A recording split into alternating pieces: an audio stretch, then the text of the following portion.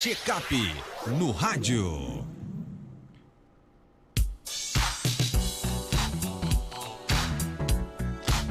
Doutor Belísio Neto, seja bem-vindo aqui ao nosso Panorama 95. Antes de mais nada, desejo aqui os nossos sentimentos pela morte aí do seu pai, seu Zé Belísio. Família com certeza aí ainda consternada, se recuperando dessa dor terrível.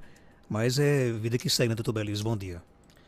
Bom dia, Marcos. Bom dia a todos os internautas, a todos os ouvintes. Uma satisfação mais uma vez aqui participar.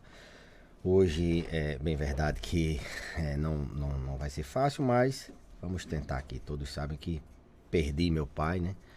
Zé Belísio ali da bodega. Há 2 semanas a gente teve essa perda.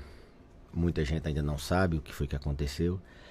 E papai tinha uma doença de Parkinson, né? Em fase avançada, ele já era quase que acamado, andava com muita dificuldade. Há 10 anos ele fraturou um fêmur e ficou muito limitado. E além disso ele tinha um pulmão com enfisema. Ele foi tabagista há muito tempo e o enfisema limita muito a respiração. Então ele, pelo Parkinson, ele se engasgava muito, tinha muita pneumonia de repetição. E ele tinha acabado de se recuperar de uma pneumonia.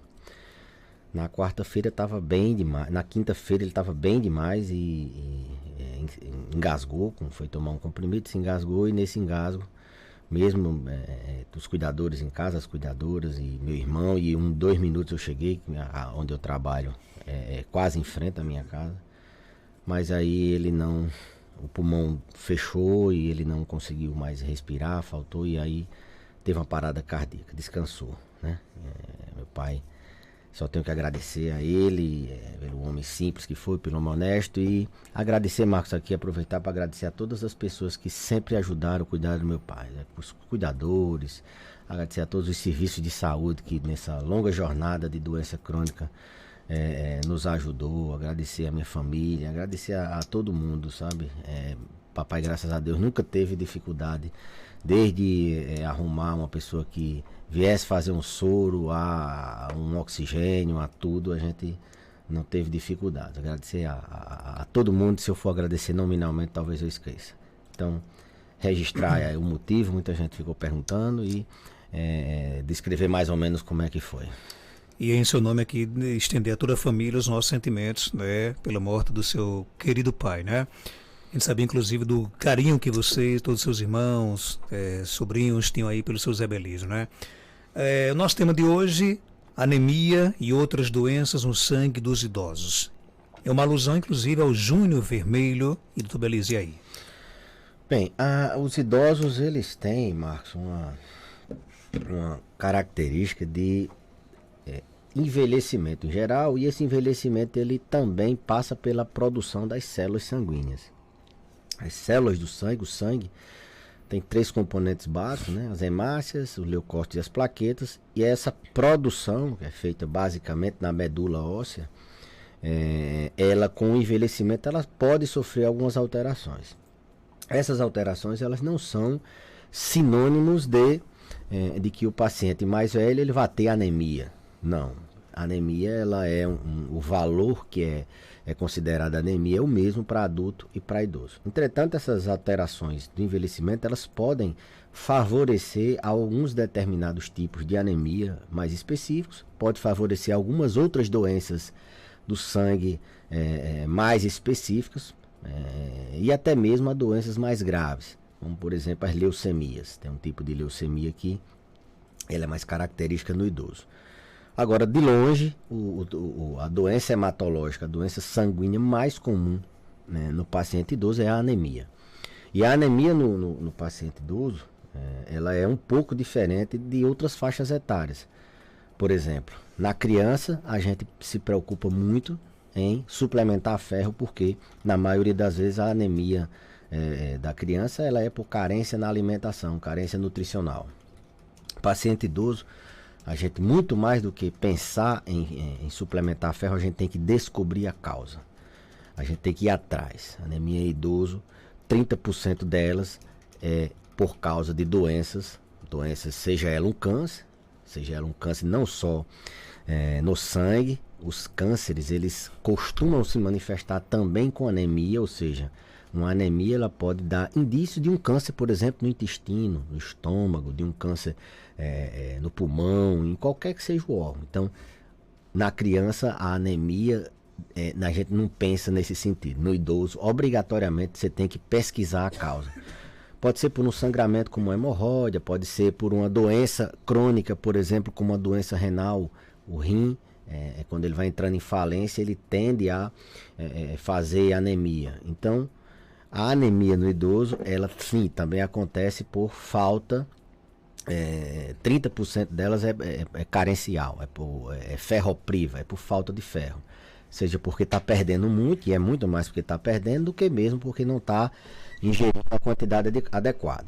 30% são por doenças crônicas, isso não é comum em outras faixas etárias.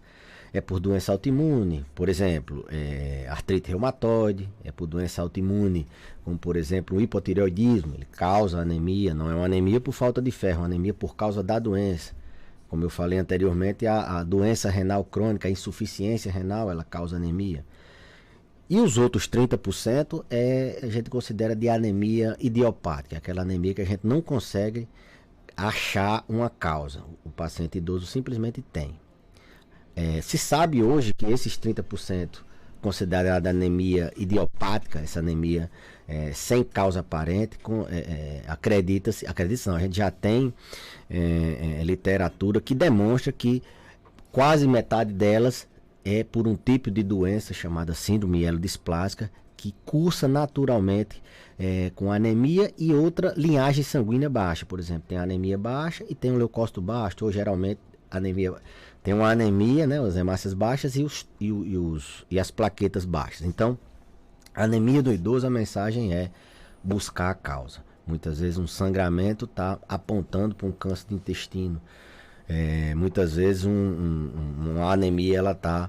Mas muitas vezes é por um paciente desnutrido que a gente suplementa ferro. E não adianta suplementar sem você saber o que é que está acontecendo. Se você me perguntar...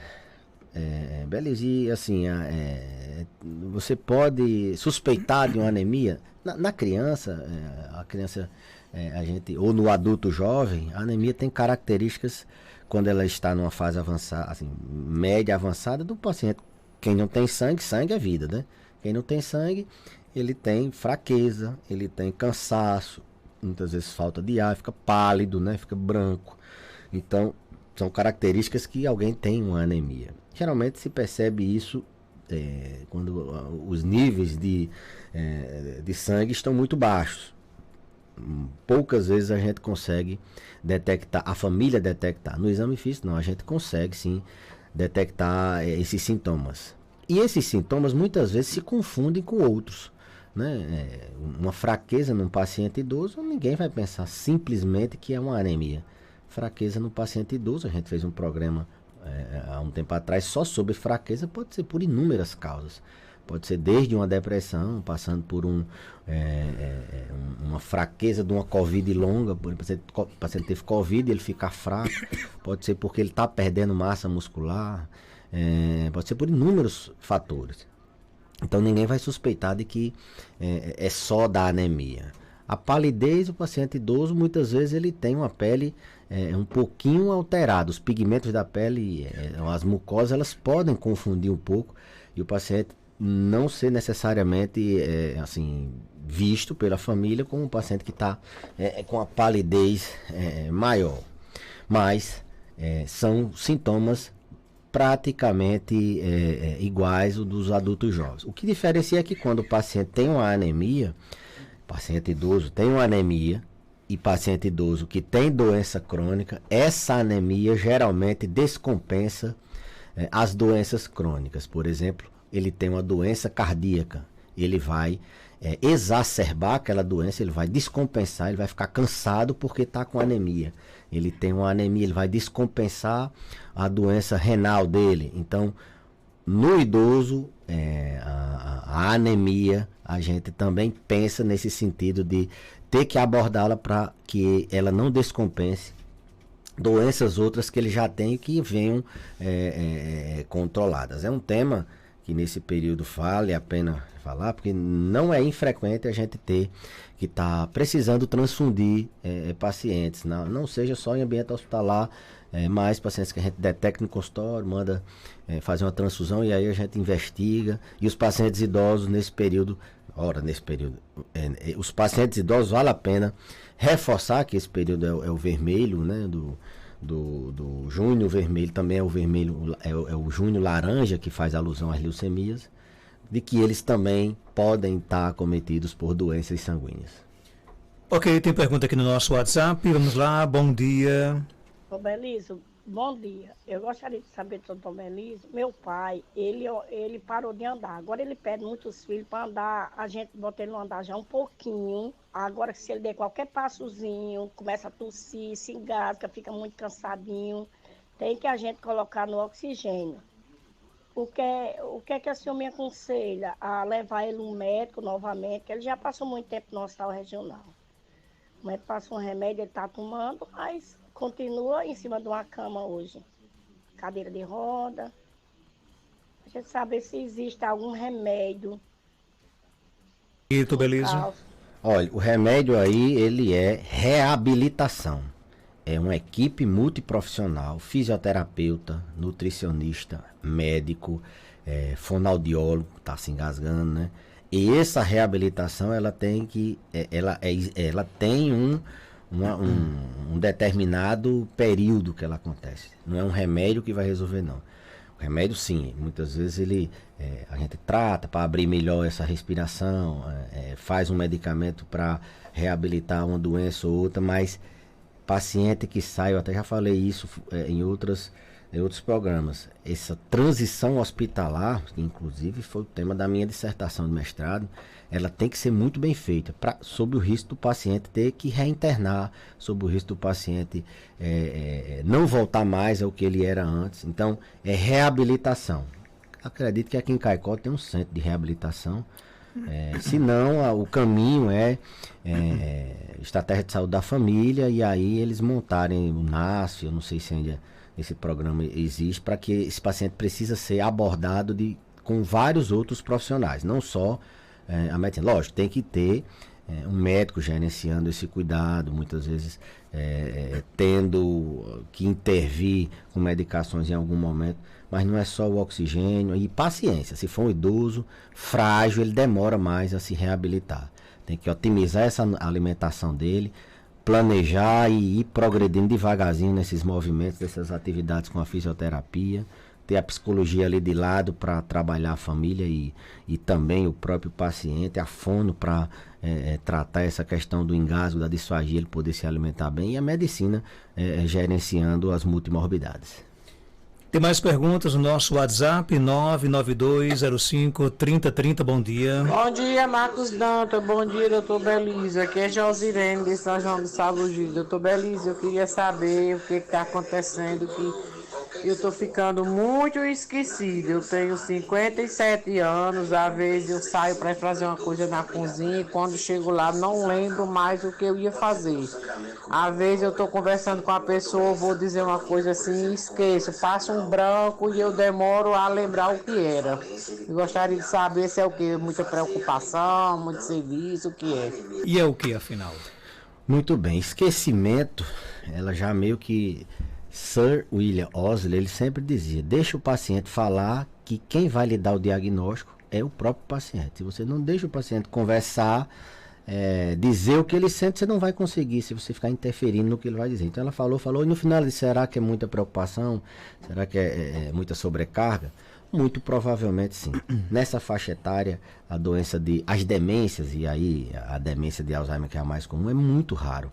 A demência precoce, outro dia a gente também fez uma abordagem sobre isso, ela é raríssima, acontece, mas jamais iria permitir que ela ligasse para o rádio, dissesse nessa concatenação de ideias. Mas a gente já tem, literatura, já tem robustez de que as pessoas que esquecem e têm muita preocupação com o esquecimento, elas tendem a ter um risco maior de demência no futuro. Nessa faixa etária, Marcos, alguns fatores estão envolvidos. Essa transição menopausal deixa a pessoa mais vulnerável. Ela falou que muita preocupação. Preocupação, eu sempre digo, ela é um sentimento, ela é um sintoma de um transtorno de ansiedade, de um provável transtorno de ansiedade. E os transtornos de ansiedade, eles atuam diretamente na memória, na atenção e na concentração.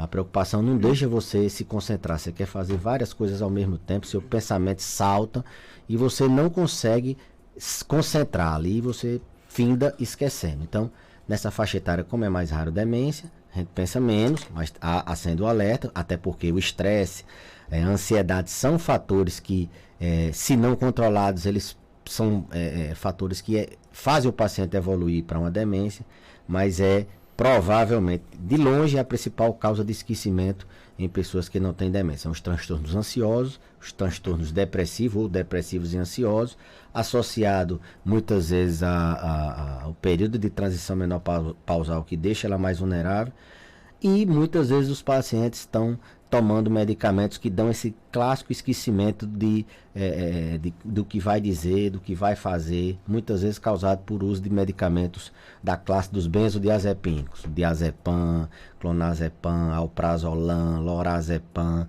Esses medicamentos eles são até usados para tratar ansiedade, mas eles dão essa falhazinha no que você vai dizer. Lapsos, apagões na memória, por exemplo. Às vezes é normal alguém, não é que é normal, às vezes acontece alguém esquecer o nome de uma pessoa muito conhecida, do seu convívio ali praticamente todos os dias. Mas às vezes acontece você apagar, literalmente, né?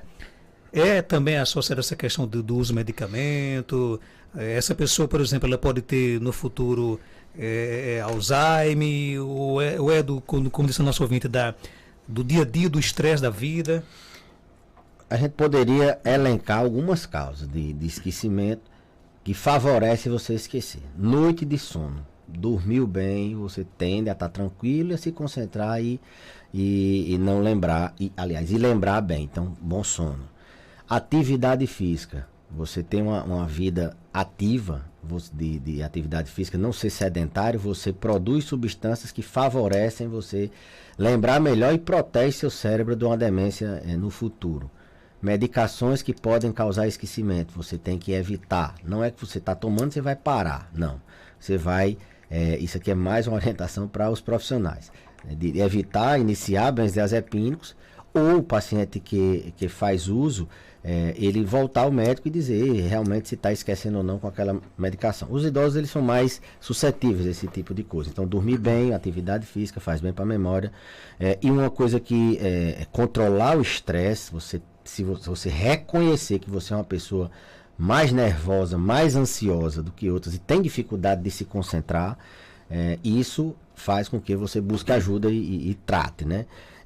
Além disso, Marcos Dantas, a gente orienta sempre as pessoas a terem atividades de estimulação mental diversas, né? Você aprender coisas novas é uma forma de você malhar a sua memória, né? De você exercitar a sua memória. A gente se preocupa muito em fazer atividade física do corpo, esquece que a saúde também é mental. Então, aprender um idioma novo, você aprender uma receita nova, você aprender a tocar um instrumento, você aprender um caminho novo para onde você costumeiramente vai. O melhor remédio para a memória nesses casos é você utilizar a própria memória, você exercitar a memória. Eu vou exercitar a minha memória aqui, então eu vou aprender algumas coisas novas, sair dessa zona de conforto e começar, porque muita gente está acomodada ali 50, 60 anos, eu já não tenho mais perspectiva, e isso é um fator. Você não ter propósito é você envelhecer com má qualidade, você não ter propósito é também uma fonte de esquecimento. Tem mais perguntas aqui no nosso WhatsApp. Bom dia. Bom dia, Marcos Janta. Marcos Janta, pergunta aí é doutor Belísio. Mãe tem 85 anos, ela tem osteoporose e ela está sentindo muitas dores no joelho. Se tem alguma coisa caseira para passar no joelho para diminuir essas dores? E doutor Belísio? A osteoporose classicamente não dá dor em joelho, né? A osteoporose é o poroso, de oco. É o osso oco com risco de quebrar. Quando a osteoporose vem dar dor, O osso com osteoporose, quando ele vem causar dor, é porque ele já trincou. Microfraturas na coluna ou mesmo uma fratura de fêmur, crânio. Então, o nome, como parece muito com osteoartrose, as pessoas confundem muito e a gente já releva. No joelho, muito provavelmente é artrose, é o desgaste da articulação. Desgaste da cartilagem que vai fazendo com que o osso fique mais próximo do outro, isso vai gerando inflamação ali local, vai alterando a estrutura do joelho e vai causando dor. O remédio para isso não é só uma pomada. Lógico, esses cremes que as pessoas passam no joelho, alguns cremes até anti-inflamatórios, cremes à base de outras substâncias, eles dão ali uma aliviada.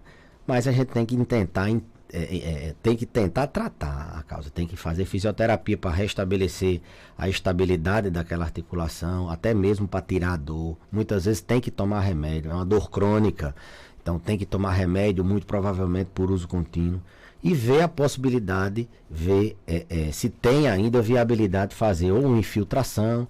O pessoal da cirurgia de joelho faz muito, a gente tem efeitos bem interessantes. Mandar até um abraço aí para a doutor Antes, que esses dias fez uma infiltração em mamãe e ela está muito bem, graças a Deus, no joelho. Então tem a opção da infiltração, isso tem que ser avaliado pelo pessoal, mas não é simples só uma pomada. É a pomada, mais a fisioterapia, mais algum medicamento, ver a possibilidade se dá para fazer uma infiltração ou não, ou mesmo propor uma cirurgia. Daqui para lá, vá dando compressa fria, vá passando esse cremezinho e marque a consulta. Doutor Belísio, obrigado pela sua participação. Até terça-feira, se Deus quiser. Eu que agradeço, Marcos, e até a próxima terça-feira, se Deus quiser. Conversamos com o médico geriatra Dr. Belísio Neto aqui no nosso quadro Check-up no Rádio, que volta na